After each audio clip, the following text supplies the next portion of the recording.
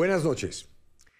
El 7 de julio del año 2024, en Séptimo Día, realizamos la historia titulada Enemigo bajo el mismo techo.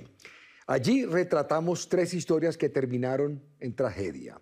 Se trataba de arrendadores que, tras haber tomado la decisión de alquilar una habitación de sus casas a un inquilino, terminaron muertos. Uno de los casos mortales fue el de María Victoria Loaiza, de 61 años, asesinada al interior de su propia casa el 13 de febrero del año 2024.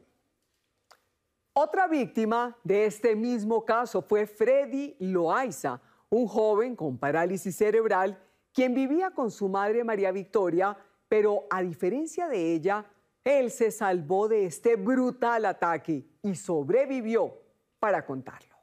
¿Qué pasó con este caso luego de haber sido emitido en Séptimo Día? Nuestra reportera Wendy Heredia nos lo cuenta.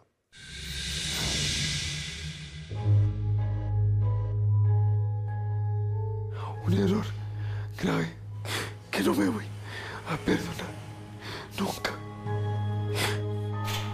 El 7 de julio del año 2024, en Séptimo Día, realizamos la historia Enemigo bajo el mismo techo.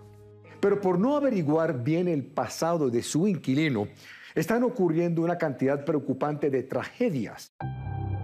En su momento, Freddy Loaiza, de 27 años, quien nació con parálisis cerebral, fue la persona que dio a conocer este lamentable caso, pues fue testigo y sobreviviente de un brutal ataque, según él, tras haber creído en la persona equivocada.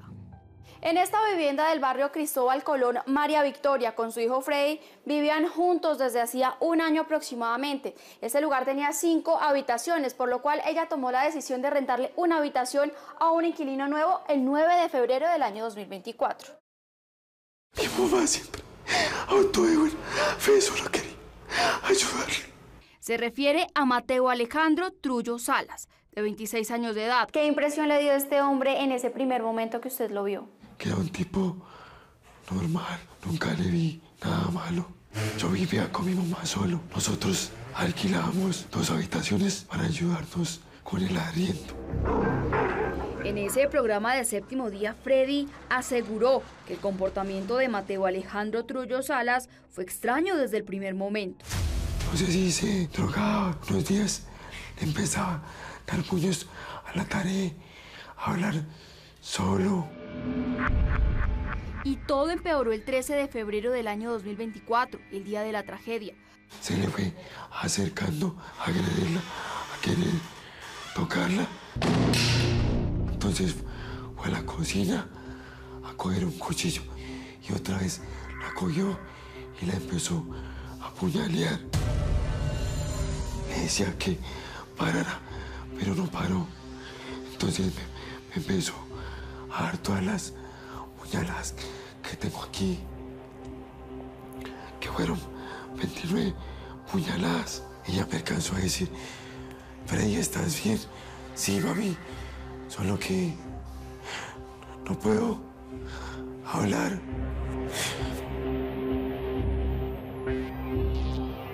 Por favor, cállate para que no te vayas a desangrar, porque yo me di al charco de sangre.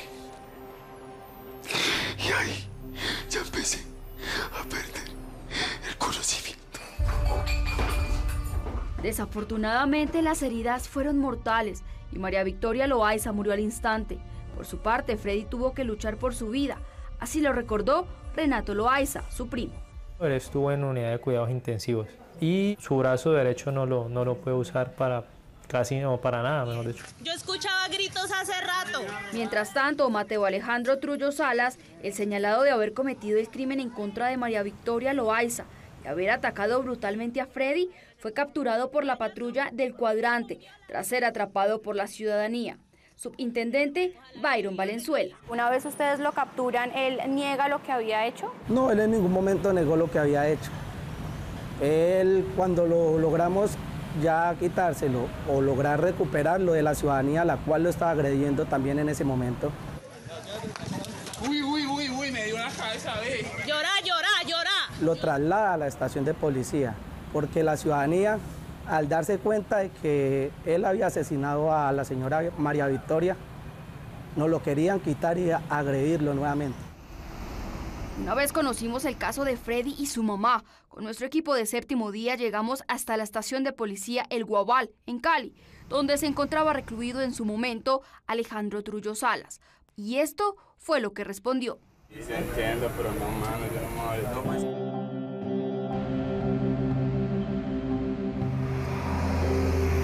Desde ese momento, Freddy y sus familiares solo esperaban que la muerte de María Victoria Loaiza no quedara en la impunidad y que su caso no se repitiera.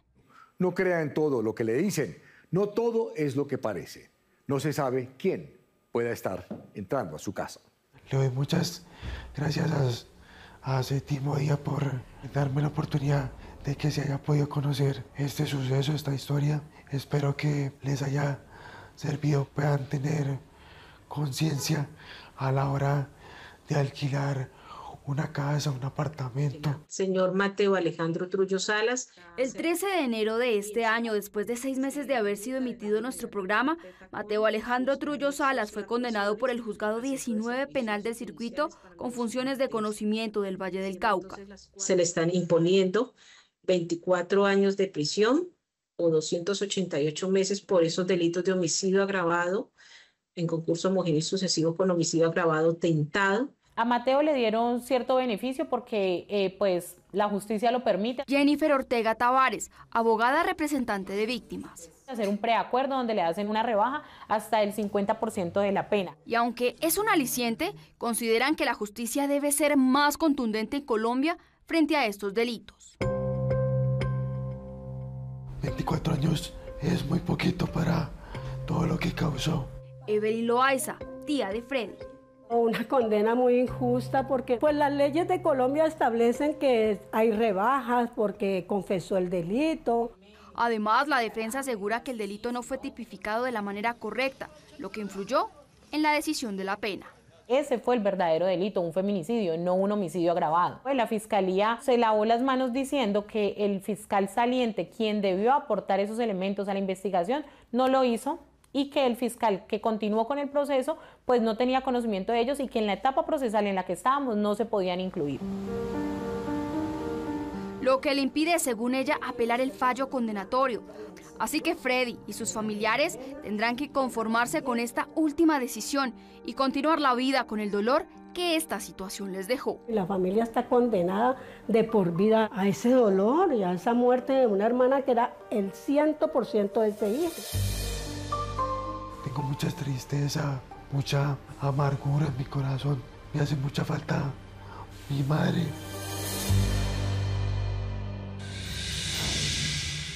Mateo Trullo Salas deberá pagar 24 años de prisión en el complejo carcelario y penitenciario de Jamundí Valle. Mientras que Freddy, por su parte, clama a su EPS el apoyo de una enfermera permanente, pues dependía en su totalidad de su mamá, quien fue asesinada. El 26 de enero de 2025, Séptimo Día les presentó una investigación que dejaba en evidencia lo que sería, al parecer, un vacío legal en caso donde personas que al parecer habían cometido homicidios se presentaban voluntariamente ante las autoridades, pero no quedaban detenidas, sino por el contrario, quedaban en libertad. Uno de los casos se registró en Cimitarra, Santander, donde una joven fue asesinada por otra mujer en plena calle.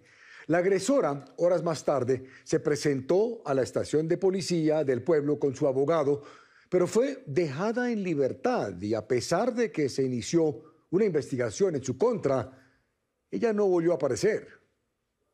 A continuación, Juan Carlos Villani nos cuenta qué pasó con esta historia.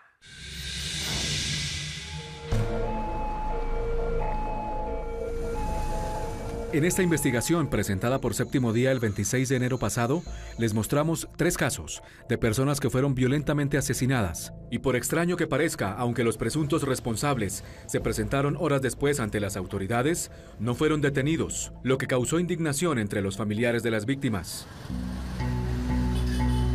Uno de los casos ocurrió en el departamento de Santander, cuando Jamie Daniela Vargas, de 19 años, quien era una joven extrovertida y feliz que vivía en el municipio de Cimitarra junto a sus padres, trágicamente fue asesinada. Me quitaron la vida entera. Es Consuelo Garavito, mamá de Jamie Daniela. Le cuento que vivimos muy decepcionados. Y él es José Wilson Vargas, su papá. Como cualquier persona, a mi hija le gustaba, como los niños, les gustaba el baile, pero son cosas injustas en la vida. Y a ella le tocó personas malas. Según sus padres, el 21 de septiembre de 2024, Jamie Daniela estaba en una discoteca de Cimitarra departiendo con amigos, cuando comenzó a recibir varios audios a su celular. Llegué a mi casa y ¿qué es lo que es? ¿Cuál es su voz? Pues yo también estoy en Pinos. Dígale a su novia que ella sabe dónde yo vivo. De acuerdo con los padres de Jamie, en los mensajes que ella recibió, fue citada a esta calle del barrio Los Pinos, en Cimitarra, y ella asistió. Hacia las 3:23 de la mañana se observa a quien sería Jamie Daniela Vargas siendo agredida con un cuchillo. Jamie es la que va de short y la agresora, según las autoridades, es otra joven llamada Nicole Alexandra Torres. También se observa a otra joven, quien sería la pareja de Jamie. Segundos después, otra cámara capta cómo Jamie es llevada en una moto al hospital de Cimitarra. Esa madrugada, la joven, por la gravedad de sus heridas, fue remitida desde aquí, desde el hospital de San Juan, del municipio de Cimitarra, hasta un centro asistencial en la ciudad de Barrancabermeja, pero por su delicado estado de salud durante el trayecto, falleció. Esa madrugada en Cimitarra, muchos de los habitantes ya sabían quién era la responsable del crimen de Jamie Daniela Vargas, y el video y los testigos que la policía habían conseguido apuntaban a Nicole Alexandra Torres, quien no pudo ser capturada porque abandonó el sitio. Pero al día siguiente, algo que nadie esperaba ocurrió. El intendente Juan Tavera, investigador de la SIJIN de Santander. Sobre las 4 de la tarde se presenta una persona aquí con su abogado de confianza. Es decir, esa persona se acerca a reconocer que ella había cometido el crimen. Pues la información que ella, después de renunciar a su derecho a guardar silencio, quiere manifestar. Pero eso ya es proceso pues, de la investigación. Intendente, ¿por qué esta mujer no es capturada cuando viene a presentarse aquí a la estación de policía? Tenemos dos situaciones para capturar a una persona. Cuando existan situaciones de flagrancia, lo que tipifica el artículo 301, o cuando exista una orden judicial expedida por un juez constitucional. En este evento no se presentaba ninguna de estas situaciones. Se presenta y la sueltan. Aceptó los cargos, pero la soltaron.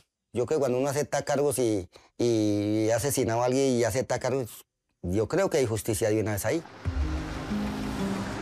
La investigación de la SIJIN continuó y solo hasta el 1 de noviembre de 2024, un mes y 10 días después del crimen de Jamie Daniela, se expidió una orden de captura contra Nicole Alexandra Torres, pero ella ya no estaba en la zona. Al parecer, esta persona habría salido del país, por lo cual, por medio de la oficina de Interpol Colombia, se procedió a hacer las solicitudes, mensajes con urgencia y asimismo solicitar una circular azul para esta persona que tiene ese requerimiento judicial. En el programa quedó en evidencia cómo los padres de Jamie Daniela creen que se trata de una ley absurda, que no permite que se haga justicia de inmediato cuando una persona que acaba de asesinar a otra y se presenta a reconocer el crimen pueda ser capturada rápidamente. Todos esos códigos y todo eso debían de modificarlos porque ¿quién es el que sufre? Las personas colombianas. En cualquier momento uno mata a otra persona y si no la cogen en flagrante, pues hay que dejarla que se vaya. Entonces yo creo que en esos procesos sí debían de cambiar. Que si usted va y toma cargos, ¿por qué no cogen la muchacha en un centro de ahí de la estación, de pronto mientras recopilan las pruebas rápido? Así terminó la investigación que les presentamos el pasado 26 de enero. Así termina esta investigación. ¿Inútil entrega? Y así pasaron varios meses. Los padres de Jamie Daniela no volvieron a saber del caso, pero el 26 de febrero de 2025, un mes después de la emisión de esta investigación y 5 meses después del crimen de Jamie Daniela, Nicole Alexandra Torres fue capturada por la policía en el aeropuerto El Dorado de Bogotá. Esta persona arribó en un vuelo procedente de Denver, Colorado, Estados Unidos. es el coronel Carlos Efrén Fuelagán, comandante de la Policía de Santander. Es preciso señalar que la señora era requerida por la justicia colombiana por el delito de homicidio agravado y contaba con notificación azul de Interpol vigente. La joven Nicola Alexandra fue llevada a las audiencias preliminares, donde se legalizó su captura y fue imputada por el delito de homicidio y posteriormente llevada a un establecimiento carcelario.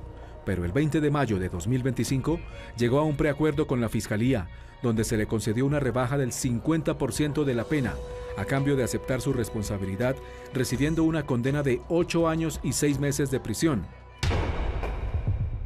Eso ni el 50% siquiera. Y una persona que no tiene beneficio. Ella era prófuga, ya se había ido del país, ya había ido, se había volado. ¿Qué beneficios tiene una persona de esas? Como qué rebaja de penas. Pues es muy poquito tiempo. Parecen que hubieran matado a un animalito y no debía haber sido ese tiempo que le dieron de condena. Debía pagar más. Aunque esta rebaja causó malestar entre los padres de Jamie y Daniela, ellos están agradecidos con Séptimo Día por visibilizar el caso. Sí, claro, Séptimo Día. Él fue el que nos esclareció todo. Yo digo que sí, al Séptimo Día es muy favorable para todos esos casos. Ustedes hacen un trabajo muy bien. De acuerdo con los padres de Jamie y Daniela, el caso de su hija se hizo visible para generar una reflexión entre las autoridades, para que busquen las herramientas jurídicas cuando una persona se acerque a reconocer un homicidio y pueda ser detenida rápidamente y no permitir que un caso que se pudo haber resuelto de inmediato pueda quedar en la impunidad o generar un desgaste de la justicia con largas investigaciones.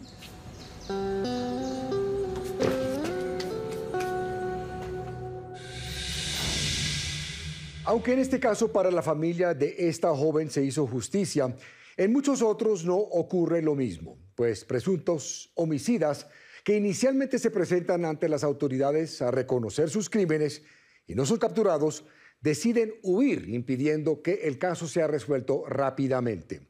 Séptimo Día estará atento a lo que puedan hacer algunos de los senadores que se comprometieron a revisar la ley y a generar un cambio que permita más eficacia en la justicia. A partir de este momento puede opinar con el hashtag numeral ¿Qué pasó con? Regresamos. Esperamos que la Fiscalía y que la justicia colombiana no le falle a Daniela, no nos falla a nosotros como familia, no les falla a los ciclistas colombianos.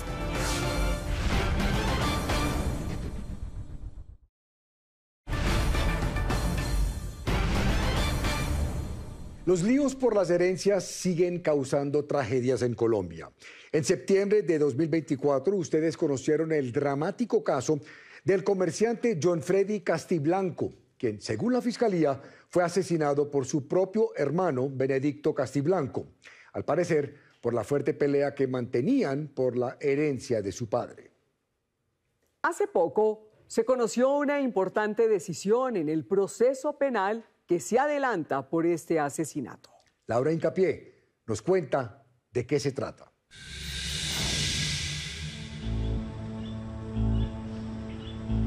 El 17 de junio de 2024, en el sur de Bogotá, Diana Arango perdió a su esposo y padre de sus 3 hijas, el comerciante John Freddy Castiblanco. Cuando yo llego lo encuentro ahí tirado, ya mi esposo había fallecido y la policía me explica que lo habían asesinado.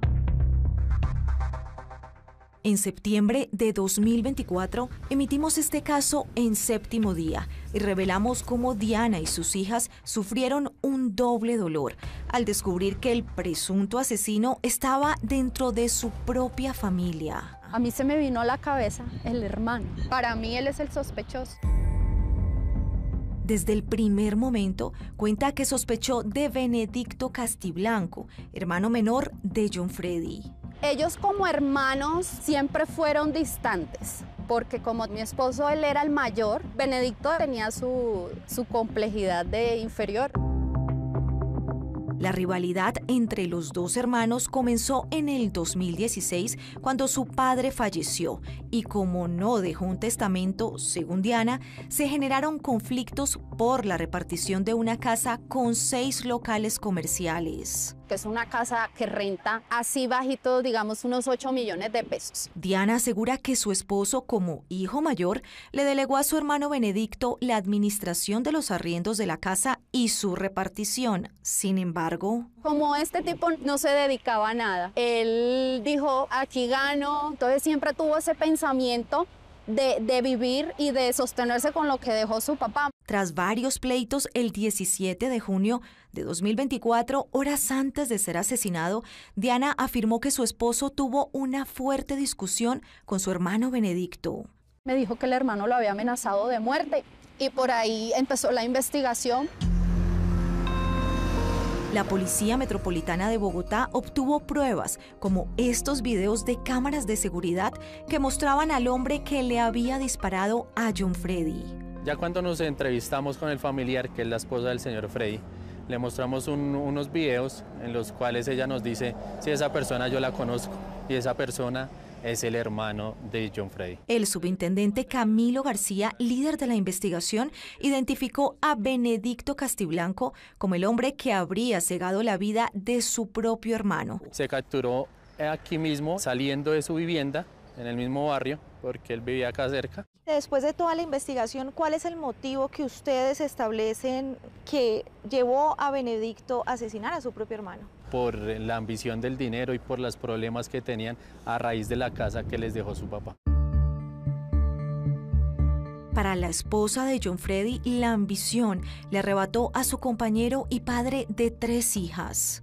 Para mí el motivo es el signo peso, por avaricia, por querer más que el otro, por yo tengo más derecho que este. Tras ser capturado el 27 de julio de 2024, la Fiscalía le imputó cargos a Benedicto por el delito de homicidio agravado. ¿Acepta o no acepta los cargos? Sí acepto los cargos, su señoría. Quiero pedir perdón a mi familia, a la familia de él. La embarré, destruí todo eso, a la sociedad. No sé qué voy a hacer para poder redimir todo lo que hice mal. En la disputa de una herencia, ¿es que se conoce realmente a la familia? En septiembre de 2024, cuando dimos a conocer este caso en Séptimo Día, Diana Arango le hizo una petición urgente a la justicia. Que sean justos con la condena que le van a dar a este tipo, porque aquí hay un homicidio agravado, aquí hay un homicidio a su propio hermano.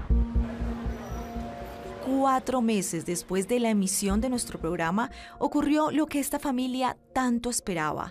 Así lo explica el abogado Giovanni Duque, quien representa a las víctimas. Es una condena que este ciudadano recibió en el mes de enero del presente año. El 22 de enero del 2025, el juzgado 60 penal del circuito de conocimiento de Bogotá. Declarar penalmente responsable al ciudadano Benedicto Castiblanco Salazar, en calidad de autor a título de dolo de los delitos de homicidio agravado en concurso heterogéneo, simultáneo con fabricación, tráfico, porte o tenencia de armas de fuego. Emitió su sentencia contra Benedicto Castiblanco por el asesinato de su propio hermano. Condenar a la pena principal de 215 meses de prisión. 17 años y 11 meses de prisión, tras recibir una rebaja del 50% por haber aceptado cargos. Por lo menos no está, como en otros casos, en la calle haciendo de las suyas. Y pues eso nos tiene como un poco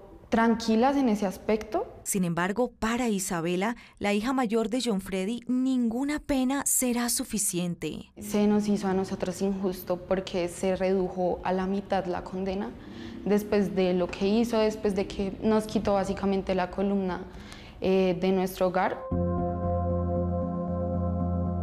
Isabela cuenta que su madre está muy afectada emocionalmente, tanto que no tuvo fuerzas para dar una entrevista.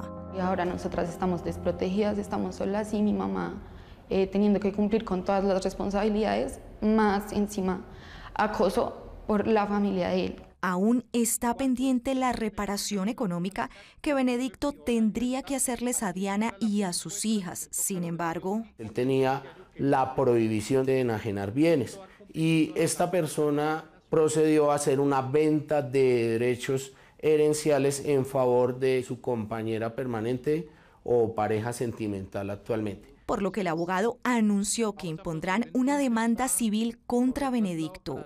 Está enajenando sus bienes para no tener con qué responder. Entonces pasó ya a un tercero cuando se dijo que pues no se podía, y aún así pasó por encima de la justicia. Lo que más les duele, denuncia Isabela, es que luego de la tragedia de perder a su padre, los conflictos en la familia por la casa que dejó su abuelo, según ella, aún continúan. No nos han reconocido nada de arriendos de la casa, todo lo contrario, la persona que está en la cárcel es quien está recibiendo y quien está viviendo de eso, y quieren que mi mamá pague deudas. Isabela y sus hermanas jamás podrán perdonar que su propio tío les haya arrebatado el derecho de crecer al lado de su padre. Que él va a vivir con eso toda su vida.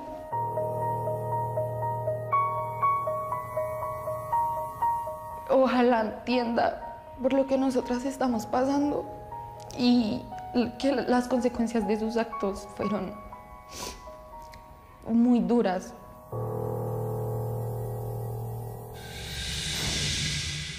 Tras conocer la condena, los familiares del comerciante John Freddy Castiblanco piden a la justicia que su hermano Benedicto cumpla la totalidad de su pena en prisión y no reciba ningún beneficio.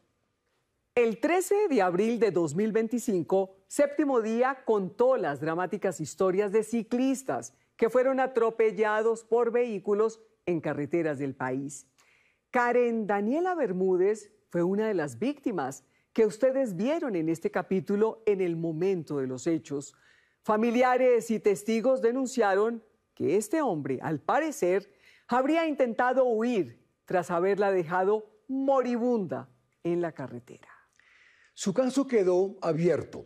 ¿Qué ha pasado con las denuncias en contra del conductor de la grúa señalado del accidente en la vía al municipio de Cibaté, en Cundinamarca? Diana Comas nos cuenta.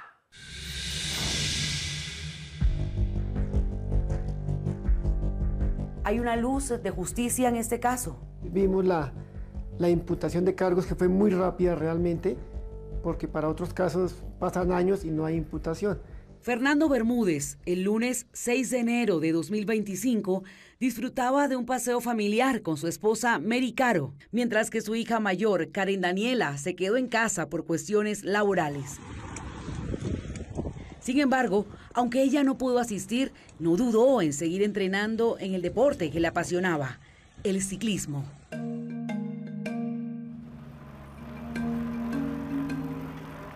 Ella llegó a apasionarse tanto que de pronto me ganó a mí mismo en la afición. Ella con un número se transformaba. Ella era una persona sumamente competitiva. Y es que la joven de 29 años de edad, además de ser abogada, amaba entrenar en su bicicleta y dedicaba su tiempo libre a pedalear en las vías cercanas a su natal Chiquinquirá, en Boyacá. Una pasión que heredó de su familia. Pues viene de familia de ciclistas. Su abuelo corrió la Vuelta a Colombia. Le pidió al papá que le ayudara a comprar una bici. Inicialmente pensamos que era como algo pasajero y siguió practicando ciclismo. Ese día, muy temprano, se enteraron por sus publicaciones en redes sociales de que Karen salió a cumplir un reto en la ruta junto a dos amigos. Y ella subió la historia de que iba a cumplir el reto, que iba a salir a Fusa. Pero la sorpresa no fue esa. Hacia las 3:40 de la tarde, recibieron la noticia más horrible de sus vidas. Karen Daniela había sido atropellada por una grúa mientras iba en su bicicleta en la vía Cibaté, Cundinamarca, con rumbo al Alto de Romeral, donde esperaba cumplir el gran desafío de los ciclistas colombianos. Iba primero yo, como jalando el lote, poniendo un ritmo. Segundo iba Daniela, detrás mío, y detrás de Daniela iba Paula. Veníamos en fila india, íbamos los tres en dirección para allá. Cuando vimos de lejos que venía la grúa. Sus amigos, Paula Cruz y Manuel Córdoba, también fueron embestidos. Nuestro reportero, John López, habló con ellos. La grúa venía invadiendo todo nuestro carril. Lo que nosotros hacemos es pegarnos lo que más pudimos, pues sacar la línea blanca. En ese entonces es cuando viene a alta velocidad El señor siguió acelerando sin importar que nosotros veníamos de frente y él nos veía y nosotros lo veíamos. Nosotros tratamos de reducir la velocidad. Karen no pudo desviarse y recibió el brutal impacto del pesado vehículo conducido por Steven Alberto Barragán García, que acabó con su vida. Veo cuando Manu logra esquivar a la grúa. Dani no tiene la misma fortuna. Ella sí choca de frente con la grúa. Yo termino en el pasto. Veo como con el rabillo del ojo como que dos cosas salen a volar. Y ahí es en el momento que paro y volteo a mirar y Daniela cae al suelo, en este punto. Parce, no se me imagina lo que acabo de pasar. Adelantando en línea amarilla. Parce, yo creo que la mató, güey. Tiene la cabeza abierta, o sea, vea, sí vea lo que hizo. Vea lo que hizo. La historia de Karen Daniela refleja una realidad que cada vez cobra más vidas de ciclistas en el país, quienes terminan compitiendo sus espacios con todo tipo de vehículos en estrechos caminos, sumado al irrespeto de muchos conductores. Él nos iba invadiendo el carril, vean, con esto fue que nos atropelló. Pero, ¿qué ha pasado con esa historia que les contamos el pasado 13 de abril? Ahí está la grúa que me va a volar. La familia inició ante la Fiscalía un proceso penal por homicidio culposo agravado en accidente de tránsito en contra de Steven Alberto Barragán García, el conductor de la grúa, a quien señalan como el culpable de la muerte de la joven. Todos los ciclistas han estado muy pendientes, hemos recibido mucho cariño. Hoy, 7 meses después, además de las muestras de cariño, la familia destaca que su caso, contado en 7º día, Karen Daniela se encontró de frente. Esté avanzado para no quedar en la impunidad. Ricardo Burgos es el abogado de la familia. ¿Y qué pasó en esa audiencia? Primero ha sido muy rápido. 4 meses después se realizó la imputación. La Fiscalía General de la Nación realizó imputación de cargos solo por el delito de homicidio culposo en accidente de tránsito. ¿Usted acepta los cargos imputados, sí o no? No, señor. Y es que, aunque la familia está agradecida, considera que el camino aún es largo. Si bien para los padres de Karen Daniela hubo celeridad en la imputación de cargos, cuestionan que la Fiscalía no haya tenido en cuenta los agravantes en medio del accidente que le costó la vida a su hija. ¿Cuáles son esos agravantes que ustedes mencionan? Que el señor intentó huir del sitio. Él no llegó a rescatar o a apoyar a mi niña para tratar de recogerla o de auxiliarla. Ahora, mientras todos esperan que el proceso siga su curso, la memoria de Karen Daniela se mantiene viva en los recuerdos de quienes con ella pedalearon por la vida. Esperamos que la Fiscalía y que la justicia colombiana no le falle a Daniela, no nos falla a nosotros como familia, no les falla a los ciclistas colombianos. Yo pienso que los medios, 7º día, influyeron para que la imputación fuera rápida, pero pues esperamos que el castigo también sea ejemplar y rápido.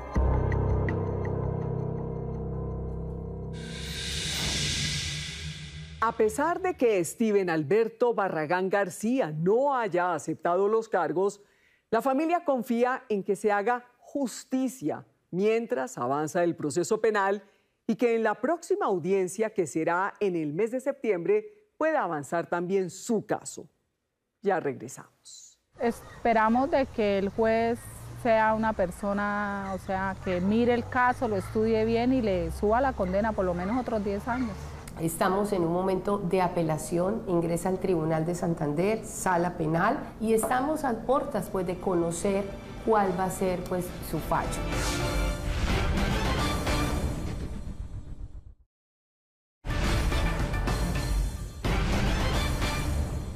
En mayo de este año, 7º día les mostró el aberrante homicidio en contra de una mujer madre cabeza de hogar de 4 hijos, Viviana Díaz Castro, en Bucaramanga, Santander.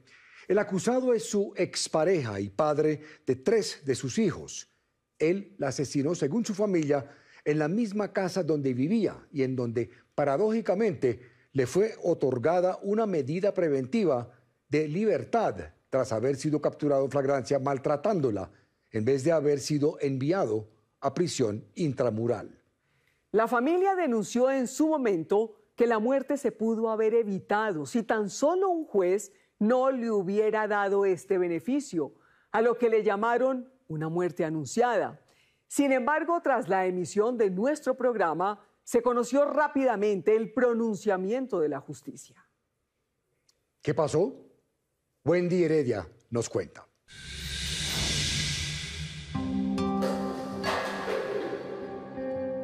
Una vez llegó mi nona allá y él le estaba pegando y él le dijo, váyame, mándeme y verá que su hija va a terminar 3 metros bajo la tierra. Y así fue. En agosto del año 2024, esta vivienda ubicada en Bucaramanga, Santander, fue el escenario de una verdadera tragedia. Diego Suárez, investigador de la SIJIN de Cali. Había lago hemático en el sector del mesón. En la sala habían lago hemático sobre como una especie de ruta, como hacia el baño, como si cuando estuviera buscando alguna salida. ¿Qué pasó posteriormente con su agresor? Este sujeto ya se había dado a la fuga. La víctima, Viviana Díaz Castro, una mujer de 34 años de edad, madre de 4 hijos. María Díaz, hermana de Viviana. 13 puñaladas, la más que le afectó fue el 80% en la aorta. Karen Díaz es una de sus hijas y recordó ese trágico momento. Mami, vamos a orar porque yo sé que usted va a poder con esto. Sin embargo, el 9 de enero del año 2025, Viviana Díaz, tras luchar 5 meses por su vida, falleció debido a la gravedad de sus heridas. Yo siempre pensé que ella iba a volver a poder estar con mis hermanos. Muertes como la de Olga Lucía Peñuela y Viviana Díaz Castro, según sus familiares, se pudieron haber evitado. En el programa emitido a mediados de mayo del año 2025, la familia aseguró que el responsable era Diego Nieto, la expareja sentimental de Viviana Díaz por más de 15 años, de quien se había separado, según ellos, meses atrás de la tragedia, la cual se pudo haber evitado, aseguraron. Ahí fue falla del juez, falla tremenda. Donde ese juez no le dio domiciliaria a él, la estuviéramos acá. Por culpa de que le dieron casa por cárcel fue que él mató a mi mamá. Su denuncia fue contundente, pues aseguraron que aunque Viviana tenía una medida de protección tras haber sido maltratada sistemáticamente por su pareja, a mediados del mes de mayo del año 2024, la situación empeoró. Él vio la oportunidad de que yo dejé tantico la reja abierta y se entró. Entonces yo me ajusté ya con el casco y ya le daba, vamos, vamos, y no sé qué, y le decía un poco de groserías allá en la cocina. Entonces yo ese domingo yo llamé a la policía y sí, la policía llegó y se lo llevaron. Pero al día siguiente, el juez segundo penal municipal con funciones de control de garantías de Bucaramanga, Duván Rincón, en medio de las audiencias preliminares, le concedió medida de aseguramiento consistente en detención preventiva en el lugar de domicilio. Que a él le dieron la domiciliaria porque eso fue un problema intrafamiliar y que eso no era carcelable. Medida que según ellas, Diego nunca respetó y tuvo carta blanca para salir a cometer un homicidio. Él se la pasaba por ahí en la calle, venía ahí. Cuando él quería, él iba a la casa, con la excusa de visitar aquí a mis hermanos, que yo no sé qué. Una vez conocimos el caso, tomamos contacto con Diego Nieto, el señalado del homicidio en contra de Viviana Díaz Castro, quien nos concedió una entrevista desde la estación de policía donde se encontraba recluido, tras su captura el 8 de agosto del año 2024. ¿Se mató a su esposa? No soy consciente de lo que hice. Cuando volví en sí, yo estaba pirateando en la moto y diciéndole a la gente moto. Diego, ¿usted no se acuerda que le propinó 13 puñaladas a su esposa? No, no me acuerdo, porque si no, ¿sabe qué? Me dolería más esto. Diego, aunque aseguró durante la entrevista y durante su proceso legal que no se acordaba realmente de lo que había ocurrido, terminó por aceptar su responsabilidad ante un juez. En Colombia muchas veces estas condenas se demoran más de lo esperado. Sin embargo, una semana después de haber emitido nuestro programa, el juzgado quinto penal del circuito de Bucaramanga se pronunció. Condenar a Diego Andrés Alexander Nieto Franco a la pena principal de 420 meses de prisión como autor penalmente responsable y a título de dolo del delito de feminicidio agravado. Yo le agradezco mucho a Séptimo Día, al programa, porque pues por el programa más de uno, mucha gente se dio de cuenta. Sí, se movió bastante rápido. No va a cumplir ni 2 años y ya lo condenaron. Se movió muy rápido porque el programa, por haber nosotros salido en el programa, la gente y todo, o sea, apenas salimos del programa y de una vez a la otra semana ya lo condenaron a él. Clara Tapias, abogada de víctimas, directora del Consultorio Jurídico y Centro de Conciliación de la Escuela de Derecho y Ciencia Política de la Universidad Industrial de Santander.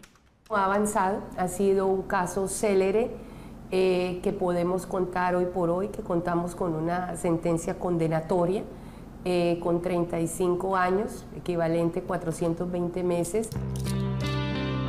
Y aunque agradecidos por esta decisión, hoy piden que el caso sea evaluado nuevamente y llevado a una segunda instancia. Esperamos de que el juez sea una persona, o sea, que mire el caso, lo estudie bien y le suba la condena por lo menos otros 10 años. Estamos en un momento de apelación, ingresa al Tribunal de Santander, sala penal, y estamos a puertas pues, de conocer cuál va a ser pues, su fallo.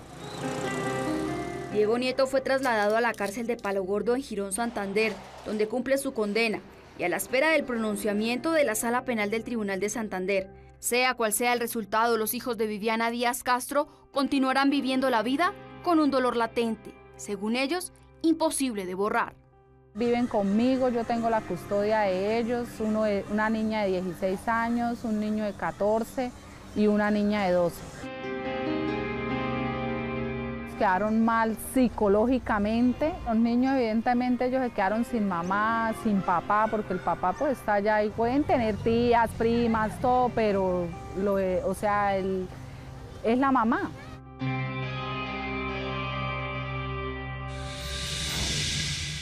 Será el Tribunal Superior de Santander quien tome la última decisión. Séptimo Día seguirá muy pendiente de lo que ocurra en este caso.